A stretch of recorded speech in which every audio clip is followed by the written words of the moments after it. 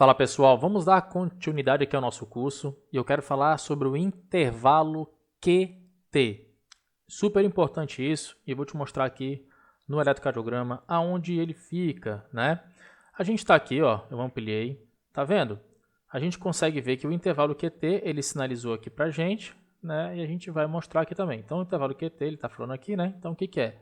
Do começo do Q ao final do T de tatu. Então, isso é o intervalo QT. Então, vem daqui até aqui. Beleza? Esse é o intervalo QT. Mas aqui é interessante que a gente tem um Qzinho aqui. Então, você consegue identificar muito fácil o intervalo QT. Beleza? E agora, bora ver um próximo item aqui, que é o seguinte. Se você não tivesse o Q, como é que você faria? Eu coloquei um exemplo aqui para vocês aqui embaixo. Então, aqui embaixo, olha só, tem aqui um elétron que ele não tem o Q. Se ele não tem o Q, você vai fazer como se fosse aqui, no nosso R. E aí, o final aqui, T. Beleza? Então, a gente tem aqui o nosso intervalo QT. Ele vem tudo isso. Tá bom? Beleza? Se tu não tem o Q, começa do R. Se você tem o Q, começa do Q e vai até o T. O que é importante aqui? A gente tinha um bizu, vamos colocar assim, que a gente faz dessa forma. Quando é que a gente calcula o intervalo QT? Todo mundo calcula o tempo todo o QT corrigido? Não, pessoal. A gente vai fazer aqui, por exemplo, a regra da metade do RR. Olha só, vamos ler aqui.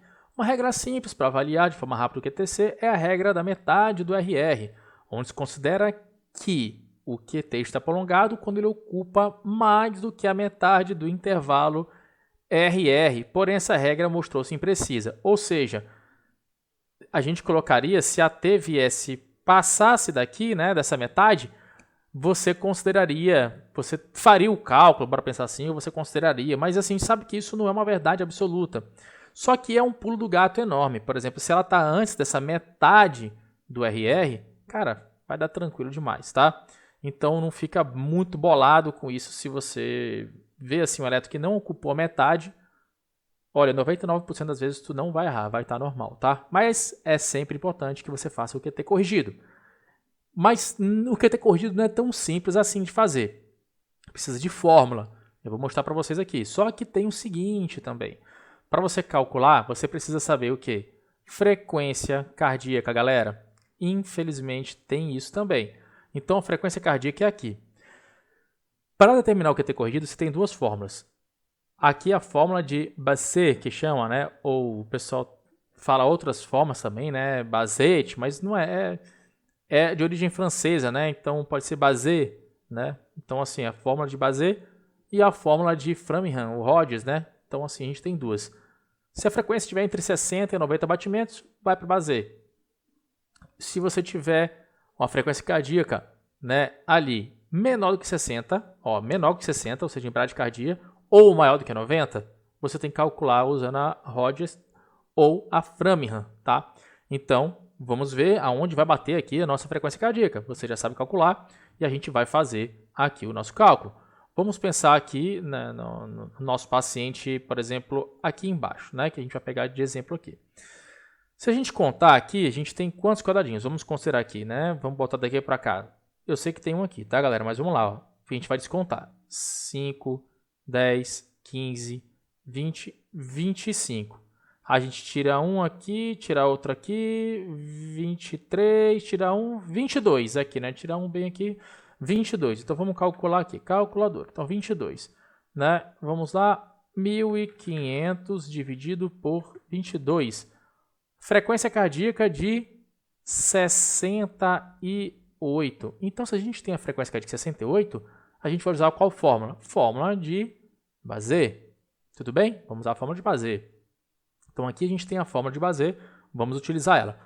Beleza, como é que a gente vai utilizar a fórmula de Basset? A gente precisa ter essa frequência cardíaca e a gente precisa ter, pessoal, o milissegundos do intervalo QT. Bora contar aqui, vamos fazer uma contagem? Olha só, vamos ampliar aqui, espera aí. Bora botar aqui o nosso QT, a gente viu aqui.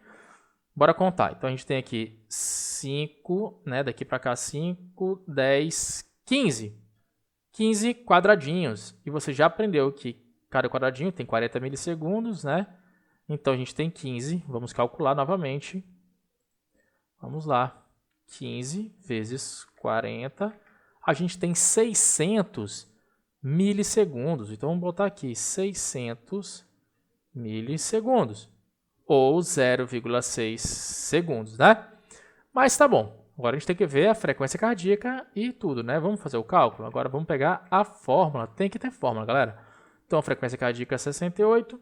E a gente pegou aqui o intervalo QT em milissegundos. Ele está falando aqui, ó, milissegundos, 600. Calcula. Olha, a nossa base aqui que a gente utilizou deu 639. Então, vamos botar aqui o nosso cálculo pela base deu 639 milissegundos, ou seja, 0,6 segundos. É porque é milissegundos, ó, 1, 2, 3, certo? Então, 0,6 ou 639. Vamos ver aqui. O nosso, então, ó, fórmula de base. Se a gente pegar aqui a fórmula de base e usar o QT corrigido, se o QT desse menor do que 0,34, era todas essas condições. Mas o nosso QT corrigido deu maior do que 0,45 e deu maior do que 0,47, porque ele deu o quê? 0,6, ou seja, o nosso QT está longo. Síndrome do QT longo. Se vai ser adquirido congênito, a gente vai ver isso depois, né? Mas você conseguiu entender que isso aqui é importante e você vai aprender o resto disso aqui, como a gente vai fazer as condutas, tudo isso do intervalo QT aqui neste curso. Então, vamos seguir adiante.